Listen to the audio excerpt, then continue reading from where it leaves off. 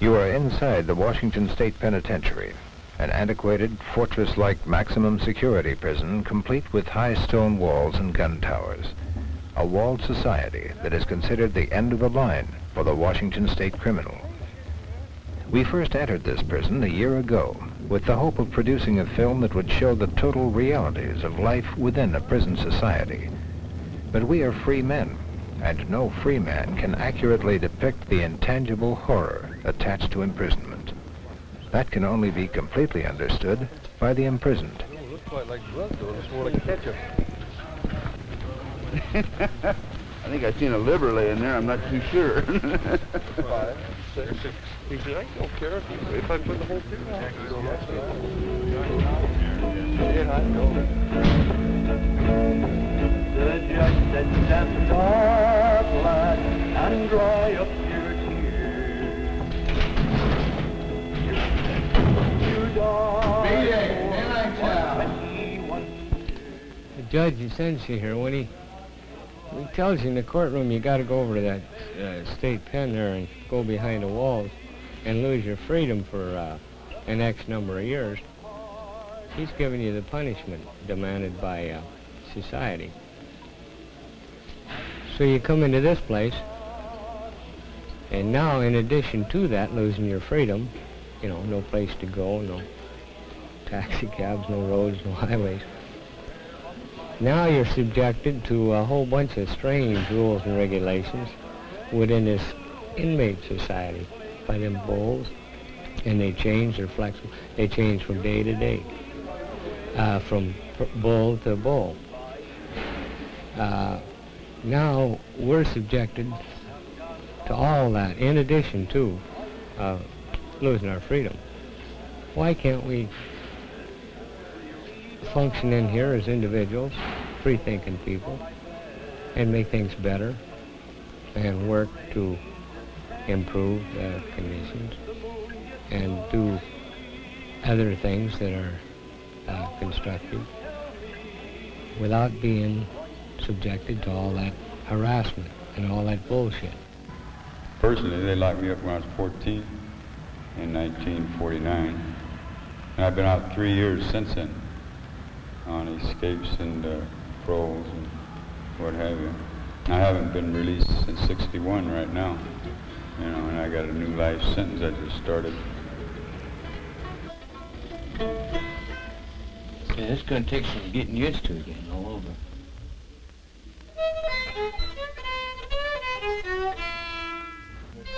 Look at that range, though. I used to be able to do that all right here. But, right? Yeah. That range.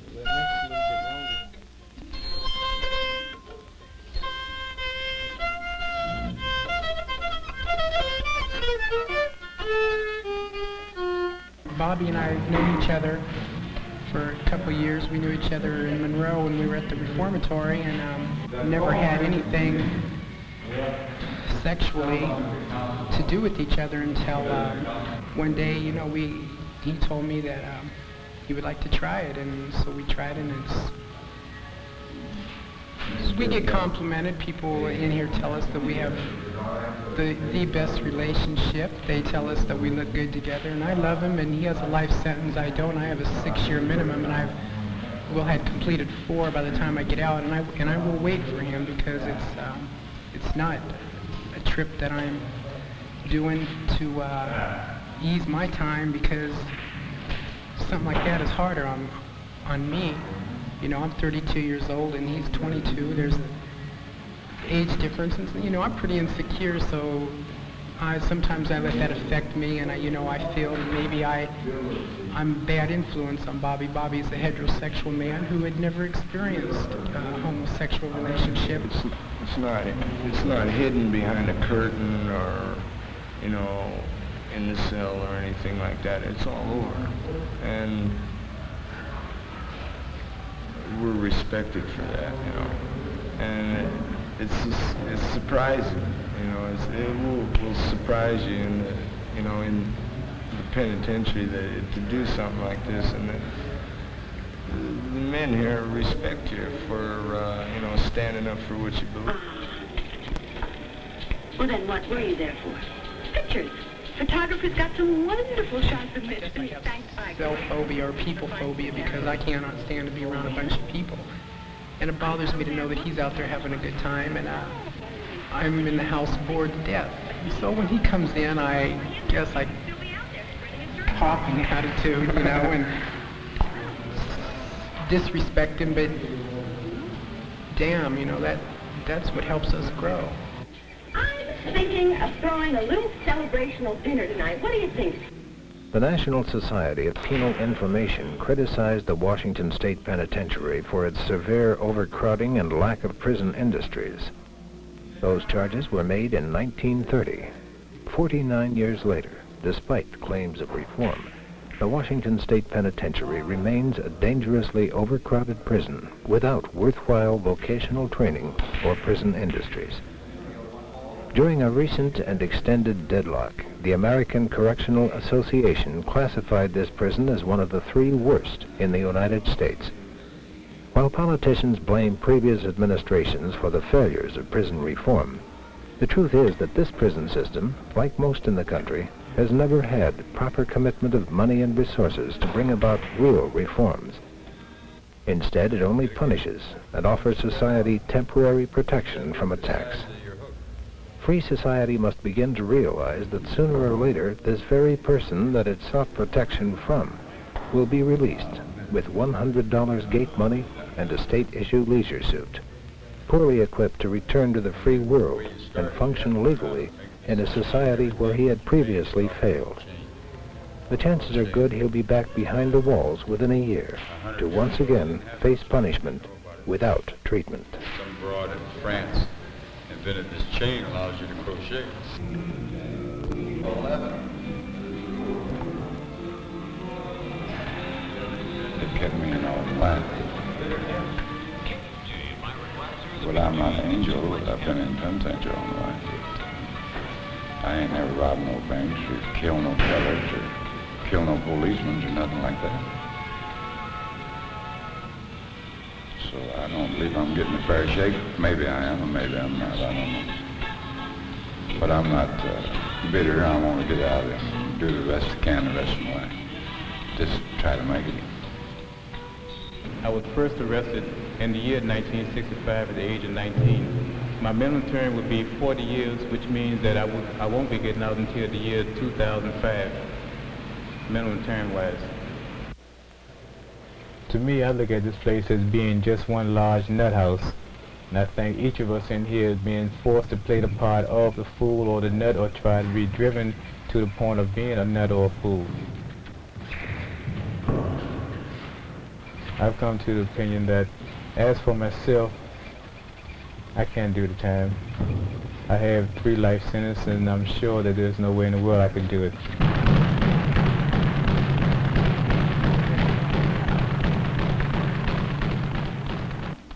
One of the realities of this prison, it removes you away from the things so far until everything becomes alienated to you. Or you become to a point where you kind of become callous to it. You respond a certain way so long until when it comes to the moment when perhaps you should be a little more considerate, or maybe where you should allow yourself to show a little weakness, you always think, well, what the fuck, you know. When I first came here, it was in '76, right? And I was here for about 9 months, and we started digging a tunnel out of the lifers. And the reason why that I wanted to escape is because I got a life sentence. And I fell when I was pretty young, and that's 13-4 mandatory in the state of Washington. And anyway, I get here with the life sentence. And the only thing that a guy has to look at to do as an alternative to get himself out of this position that he's in is to escape. That was in '64. Yeah. Well, he's a co-defendant on this one, but I wasn't involved in the robbery. But you and him been partners long time. Yeah. You understand, he understands every move you freaking make. And Oh, sure. Sure. We don't take too long to discuss things, but we know where we stand. That's right. Well, it's hard to get caught if you've got somebody like that you can depend on. Shit, God can't get in to get to you when he's on point unless he lets him. That's right. he wouldn't. He hates it too. He hates being on point. I don't blame him. It's worse than doing the set. Because you're not only responsible for yourself, you're responsible for the other person then too.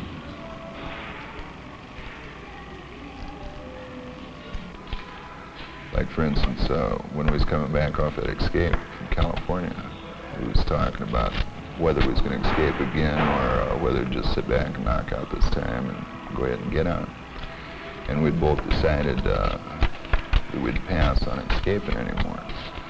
We wasn't back in this joint 60 days when he went out in another tunnel. And the reason for it was a friend of his had asked him to come and give him a hand digging it. There wasn't too many people that the guy trusted. And Richard was loyal to the guy and went ahead and did it. That was his only reason for escaping that time. Just because he was asked to by a friend. They wanted somebody they could trust. He was just that way on everything. And when I started escaping from here, I didn't have no real good reason to escape, you know. I had 15 years, but I liked to escape, you know, and I escaped all my life. And I really got into it as a fool, you know. I built 15 years up to 35, added on to it 50 years. And I was just playing, I wasn't really serious. I mean, about hurting anybody or anything, it was a game, you know. And then it became serious later on. But most of the guys, my friends, escape because they can't get out no other way. You know, it's impossible. You get 10 life sentences on you, what the hell else can they do, you know? And that's where quite a few of my friends are. And so then it becomes a question of getting your kid and a good job and settling in for the duration and die or escape or kill yourself, which a lot of suicides is pretty heavy in the prison system. I had friends of mine that killed themselves rather than to escape. What I'm saying is you got to do one of three things. You either got to escape or you got to accept the rest of your life here or you got to kill yourself. That's about it.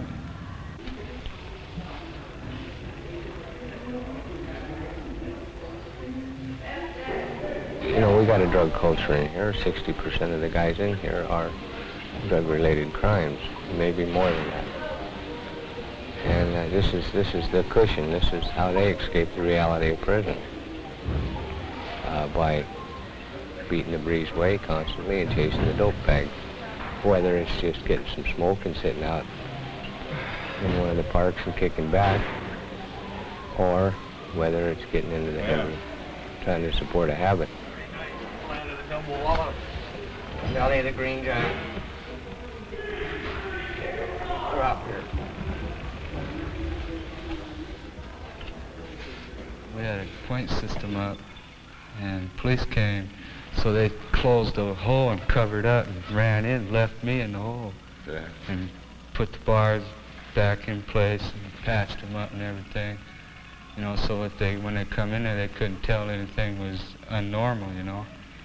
And I had to stay down there in that hole for about 15 minutes. And then when I didn't know if we got busted or not, and then when they come up there, my other guys involved taking the cover off, I was down there thinking, man, is this the police or them or who? And it turns out to be my friends. What you had done in that tunnel and digging, was you afraid he was going to fall in? I always imagined that when the dirt started falling in the tunnel, that it would crumble and you'd get a little warning before it happened, but it don't happen like that. And when that stuff comes, it all comes down. Bloof.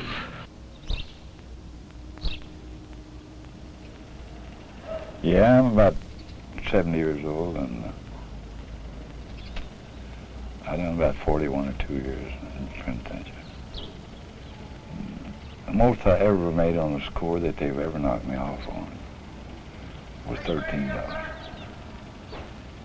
I done 14.5 on a $13 score. And people coming in there for kidnapping and making $4.5 or $500,000 and doing 2.5 years and getting right back out because they had money.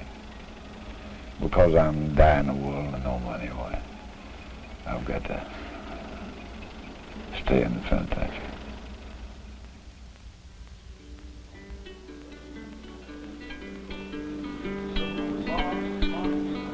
Happy New Year, Matthew, I hope it does you right.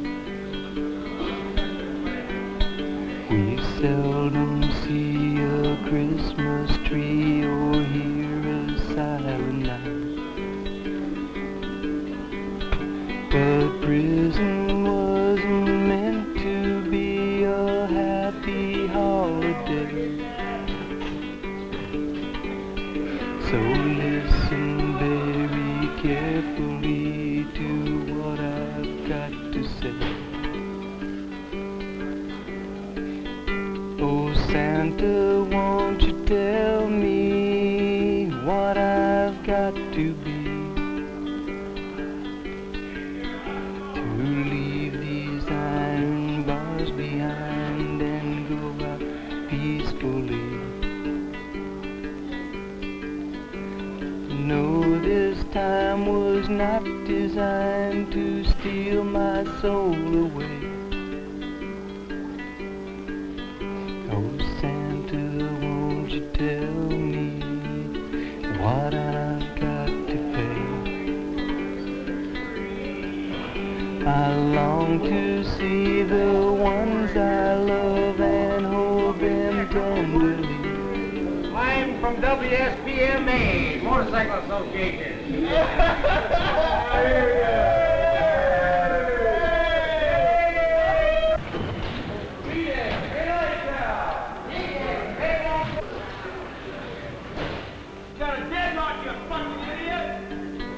Oh Santa, won't you tell me what I've got to be to leave these iron bars behind and go out peacefully? I know this time was not designed to steal my soul away. So please forgive my arrogance if I refuse to pay. Happy New Year, Matthew, I hope it does you right. We seldom see a Christmas tree or hear a silent night.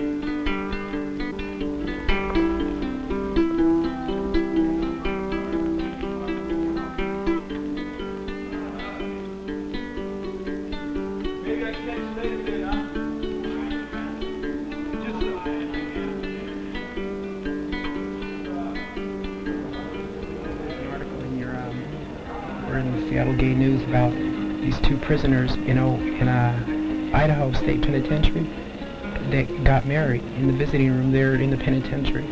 So I'm going to write that party and see how they went about doing that. Christians irritate me because in the Bible it states that, God said that, don't judge people, but Christians are the first to stand up and say, you're doing wrong because you're this and you're that. That's always irritated me about Christians. My father, he's a Christian. He tells me I'm going to hell, but I don't believe I'm going to hell. I believe God put me here to do what I want to do, and what I wanted to do was to be a woman, and I feel that God has trapped that in a man's body. Yeah, shut up, it'll drive you like a mule. And I've never said that I wouldn't come back. I've always said, well, I want some dope. I'm going out and get some dope, and regardless what it costs me. But I ain't going this time for that. I don't want no dope. I want it, but I know what it'd do to you. God, it'll drive you in the penitentiary.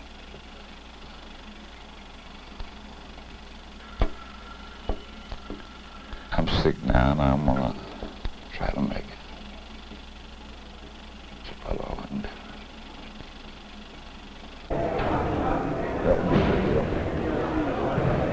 thing of it is, now we've got to make them understand or do something, some kind of a comeback to that Yakima newspaper, that they're instigating a riot inside the penitentiary, and there's no reason why we can't bring it out to the news media, that the media should cover things and cover them right. And just to come out and start instigating between two clubs, why don't you go kill so-and-so, that's ridiculous. There's another problem that arrived. As soon as I walked through the door this morning, a brother came to me and told me that while he was laying in his bed, that 3 whites came by and started calling them snitches and rats and everything. This is over at 7 Wing. You know, they work in the kitchen. And he looked pretty upset to me about it. He said that, you know, he talked pretty bad to him back, and then they both went, you know, they went their separate ways. He came straight over here, you know, to see what could be done. And he told me that he don't really want to walk around the breezeway with somebody hollering rat, rat, rat in his face. And he'd be walking down there and something happened to him, and he don't even know who done did it to him. On my escape, especially this last one thing that I found out is that being on the run, you have to turn everybody loose that you've ever known. You got to turn loose all your old life. And to me, I guess I'm not ready to do that because I failed myself. Even on this last escape, I got me a job and I worked out there, and I tried to stay out and not get in trouble and do stupid things that I knew that would get me busted or picked up or checked out. I just wanted to stay free, but I still wanted to contact old friends and stuff too, and wanted to play in between, and that's what got me back here. The good thing about escaping is that if you do get killed, man, it's the same thing as escaping, because that's what you did do. You know, I mean, that's my thoughts on it. What I'm saying is that they put a shot through your head, man, it don't make no fucking difference whether you got away or you got shot. It's, you know, you don't know it anyway. You know what I mean? I think out of going out there and thinking about, you know, getting beat up and robbed or something, that's a scary thought for me, and I believe I can speak for most of the gay people that are in here, you know, but that's what scares me, the thought of going out there and having to come back into this hellhole because of somebody's prejudice against gays. Times in here when we got some very serious problems that can't be dealt with or are not dealt with by the administration for obvious reasons. We don't want the administration to interfere with this.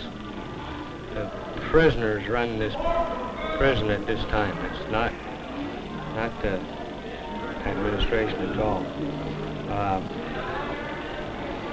We had a meeting, and several people from various areas of the institution have decided that a certain thing has to be done. Whether it's an individual whether it's an individual grievance, a personal grievance, or a group grievance, these things have to be done. That's just the way it is.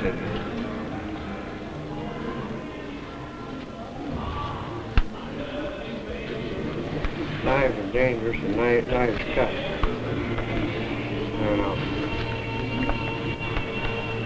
This is maybe to prevent that from happening.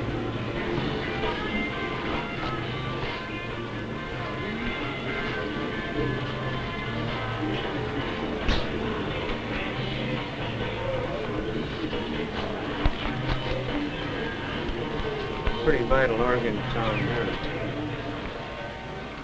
There exists within the inmate society a select committee that deals swiftly and harshly with those who break the convict's unwritten code of behavior. To be a snitch and deal with the administration is the most serious betrayal, and more than likely will lead to the snitch's execution. You are watching the enforcement arm of the committee, preparing to deal with an inmate lawbreaker. Well, in case something does happen and we have to lay some rules behind, the person wants to be very careful that they don't leave their initials on them.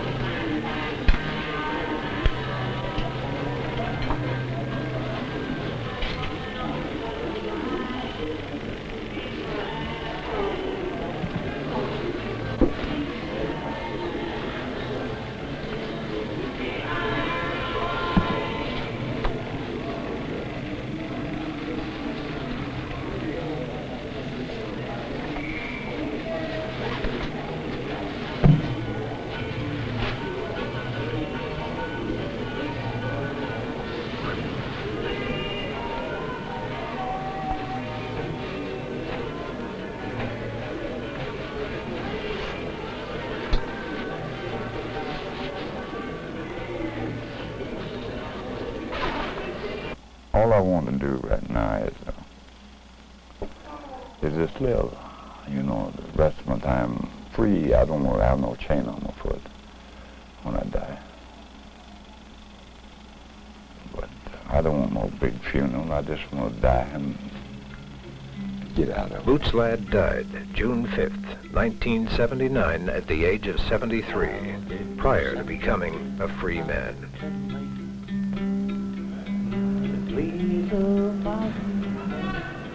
Hurry up, we got a recount. My shoes on. That's good. Now the thrills in the race, not to care much. Yeah.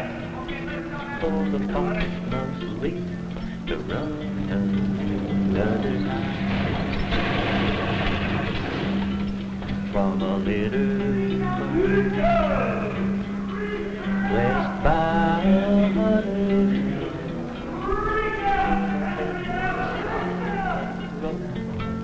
throughout the land.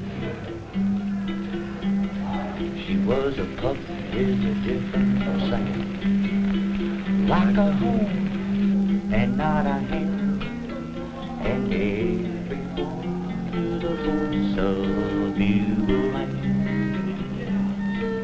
Hear the voice